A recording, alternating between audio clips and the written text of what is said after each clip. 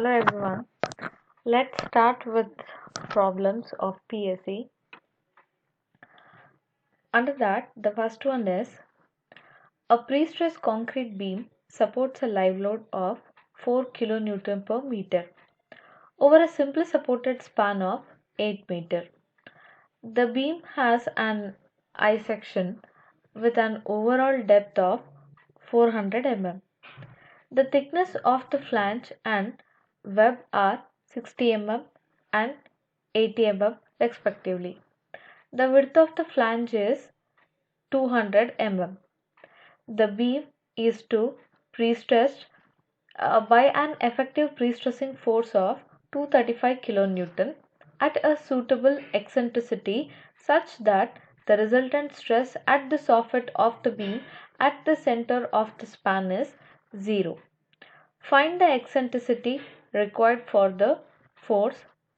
If the tendon is concentric, what should be the magnitude of pre-stressing force for the resultant stress to be 0 at the bottom fiber of the central span section? Here they have not given any figure. According to these data, we should write a figure. So they have given as it's a simply supported beam carrying a 4 kN per meter UDL and its span is 8 meter. The beam has an I section. It is a I section. Overall depth of the I section is 400 mm. The thickness of the flange and web is 60 mm and 80 mm respectively. The width of the flange is 200 mm. So according to, and also the pre-stressing force is 235 kN. See, according to these data, I have written the diagram. You can see here flanges to this horizontal element is called as a flange and this vertical element is called as a web of a I section. So in I section they have given about the flange, that is the depth of the flange is 60 mm and depth and width of the flange is 80 mm. Depth is here 60 mm, so I have written 60 mm depth. Here also it is 60 mm, here also it is 60 mm for flange, but width of the web is 80 mm. They have not mentioned whatever distance you can see from here to here, it's a web height, so they have not given about it. We should calculate it, but they have given about the width of the flange. Flange width is 200 mm here, again width is 200 mm here. The overall depth is 400 mm. Now you can see here I have written a neutral axis and it is at a distance of 200 mm. How it is at a distance of 200 mm is, always keep one thing in mind. First, if they give a I section, first we should think that we should check that whether it's a symmetrical section or it's a unsymmetrical section. Here it's a symmetrical section. How do we decide whether it's a symmetrical section or unsymmetrical section? That is a point. See, it's a symmetrical about y-axis is one point, it's symmetrical about x-axis is one more point. So if I say the given I section is symmetrical about the I section, symmetrical about y section means, see here we have like assume it, we have a line here, vertical line here or vertical y-axis passing through the center. If we fold this exactly at the center and whatever figure is there, this portion is there, is exactly overlapping on this side, means that is symmetrical about y-axis. One more thing is, assume X-axis is running horizontally exactly at the center. Again, if we fold this portion or if we overlap this portion with the bottom portion, then these components, whatever portion is there exactly above the x-axis, should come and overlap with the portion below it. So if it is overlapping exactly, then the I section is said to be symmetrical about x-axis, symmetrical about y-axis. So overall it's a symmetrical I section. Then let's get back to this 200 mm. They have given the total depth or overall depth as 400 mm for a I section. So 400 divided by 2 will give you 200. Either you can measure the neutral axis exactly from the top to the neutral axis or from the bottom to the neutral axis.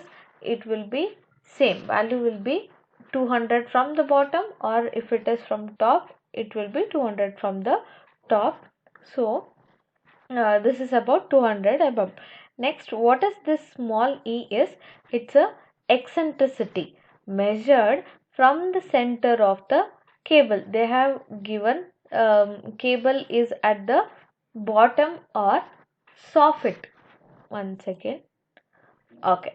See, here you can observe a word like the beam is too pre-stressed by an effective pre-stressing force of 235 kilonewton at a suitable eccentricity such that the resultant stress at the soffit of the beam at the center of the span is 0.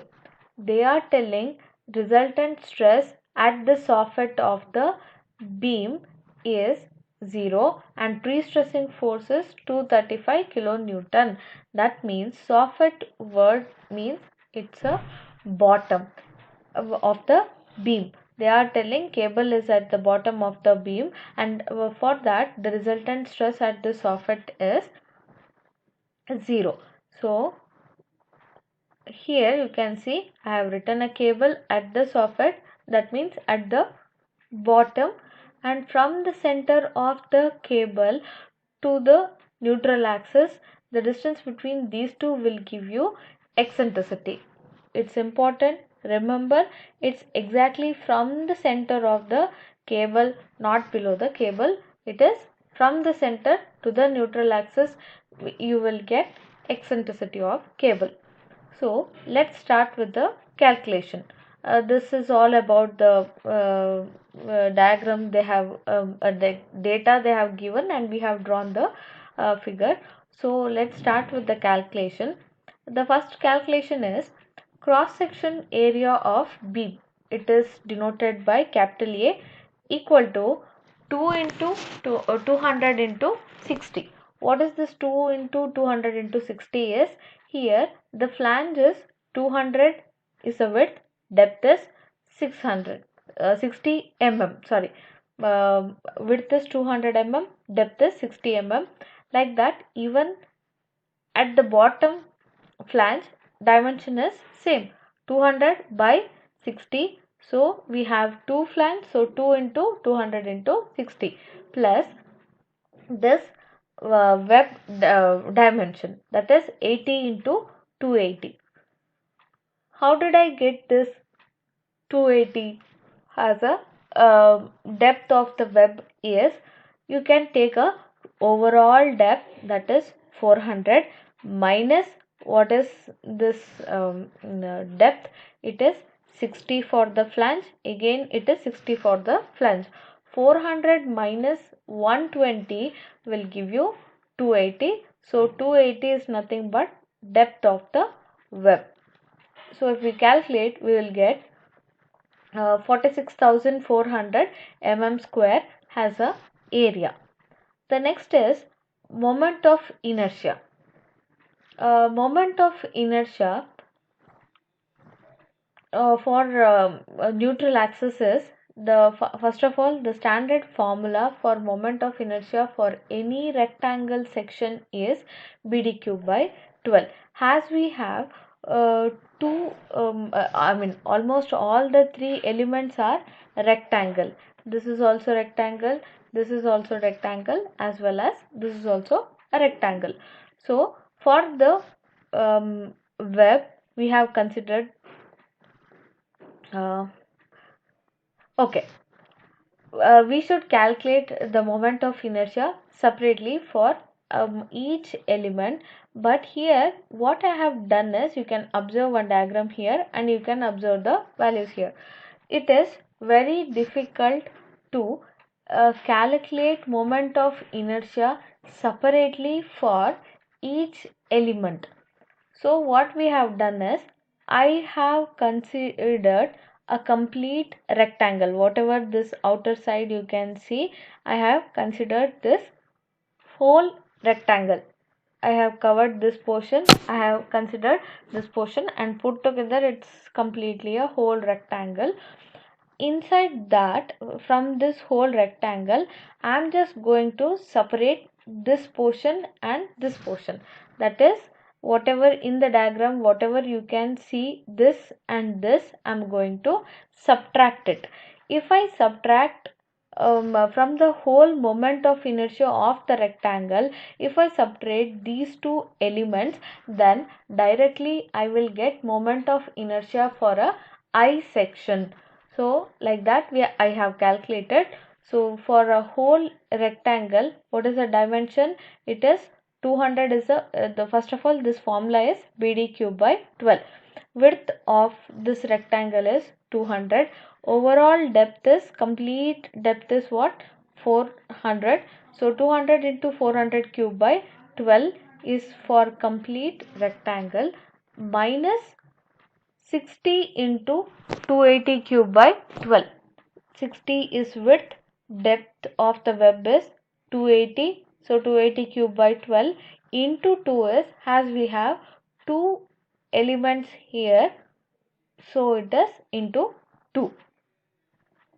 Therefore we get 847.15 into 10 power 6 mm power 4 is moment of inertia of a neutral axis. Let's go to the next slide. The next element, next what we should calculate is, it is sectional modulus. As we know, the standard formula for the sectional modulus is z equal to I by y. This point is important. As I told, whatever they have given, the given diagram is symmetrical I section. So it's a symmetrical I section, means here we can go for ZT equal to ZB. Assume it, if the whatever they have given is not a symmetrical I section, it's a unsymmetrical I section, means that time you would have separately calculated Z value as, for example, if it's a unsymmetrical, you would have calculated as ZT equal to INA by YT and ZB equal to INA by YB. So that was a formula for unsymmetrical section, but here it's a symmetrical section. We can equate ZT equal to ZB equal to INA by Y. INA just now we got, so it is 847.15 into 10 power 6 by 200. 200 is, as we know, it is 400 by 2 is nothing but 200. So we get 4.23 into 10 power 6 mm cube as a sectional modulus. The next is calculation of dead load of beam. Dead load of beam. For dead load of beam, the formula is cross section area into density of concrete. The cross section area we already have calculated. See here, it is 46,400 mm square. Has the it was in mm, I am just going to convert that into meter.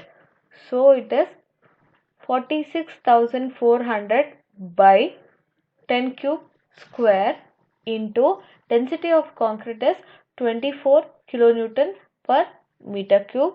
We will get Wg as 1.11 kilonewton per meter. And as I told in earlier videos and all, G stands for dead load, Q stands for live load. We are calculating dead load of the beam, so it is Wg, this much we got. The next is moment of dead load. Moment of dead load, we have a formula WL square by 8. How did I get WL square by 8 is, see, in question itself they have clearly given it's a simply supported beam carrying a UDL. For a simply supported beam carrying a UDL, the bending moment formula is M equal to WL square by 8. So the formula is WL square by 8, M equal to WL square by 8. As we are dealing with a dead load, I am just doing some modification in a sign convention.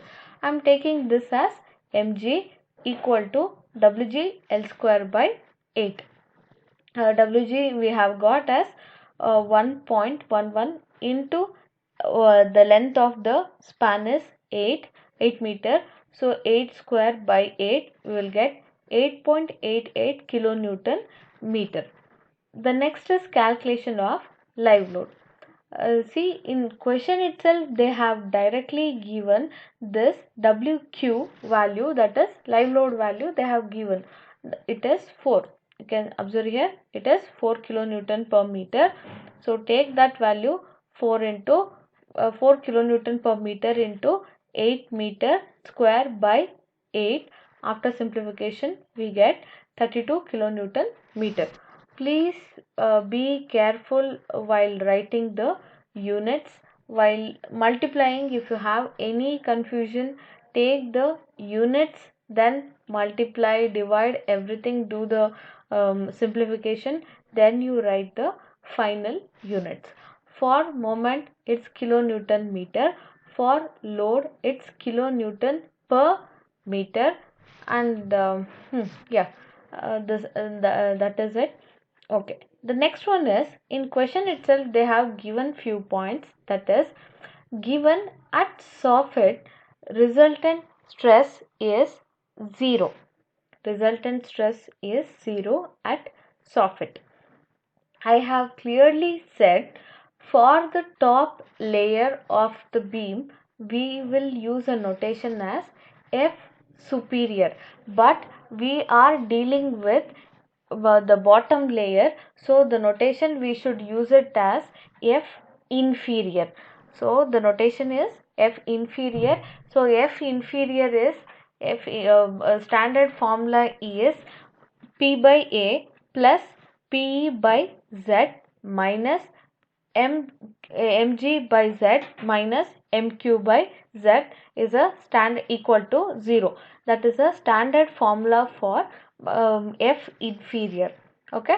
So we and one more point, whatever they have said is, one is at the soffit means it's a for a bottom layer, and the important point they have mentioned is resultant stress is 0. That means what? F inferior itself is 0.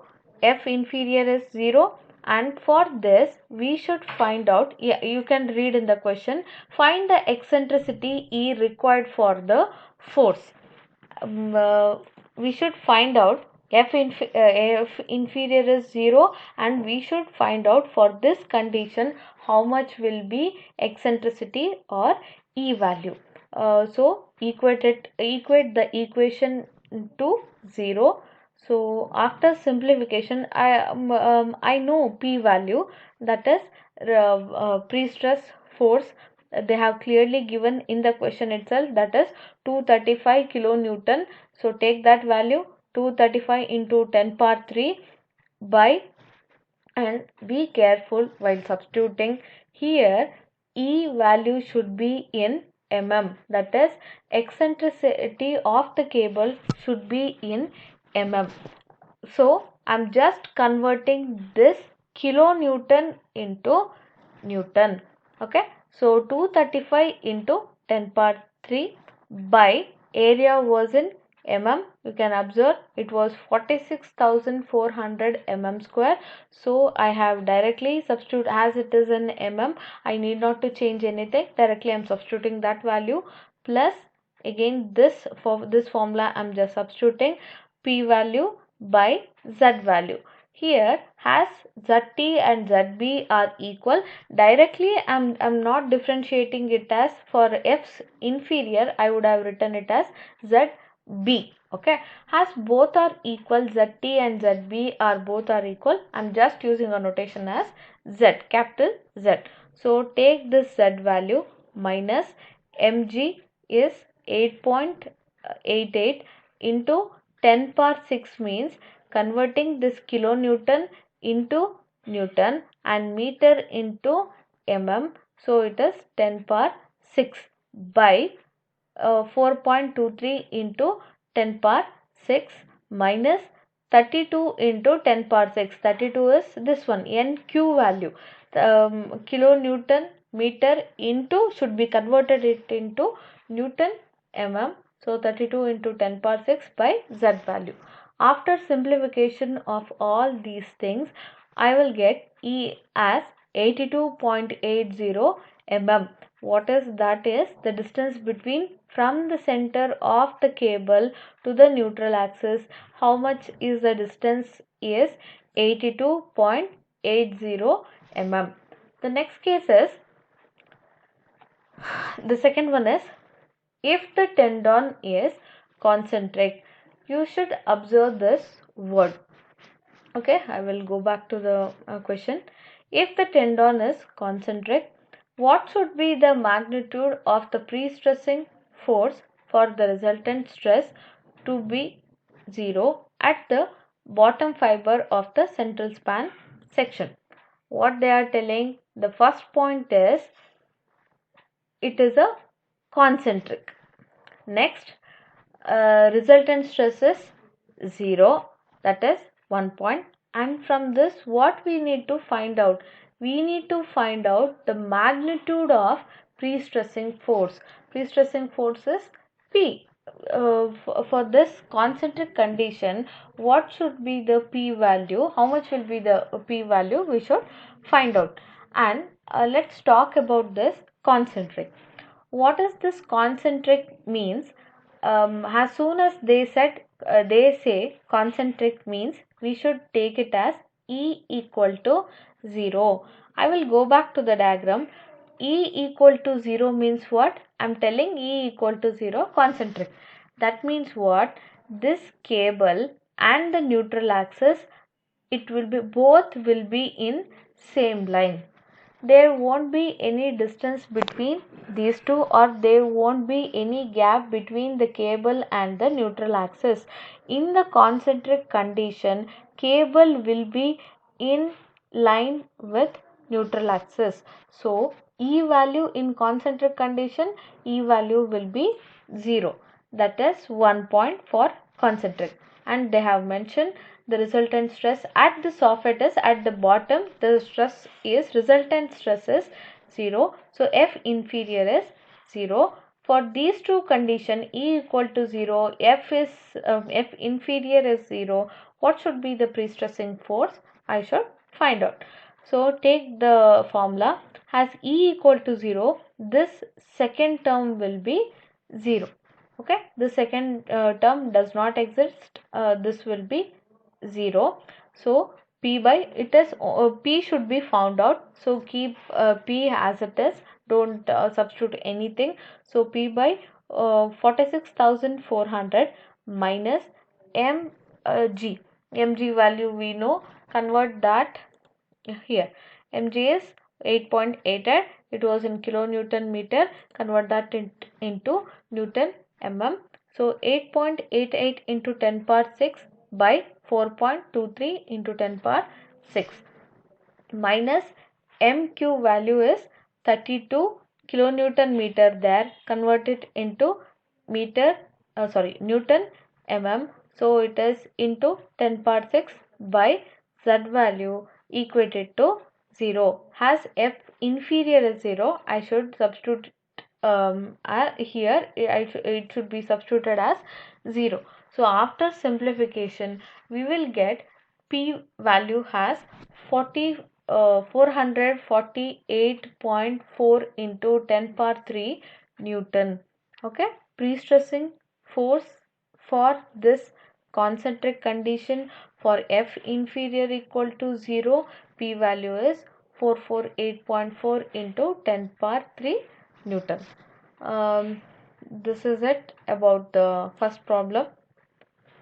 We have solved for this first question as well as second question. Now that's it. Thank you.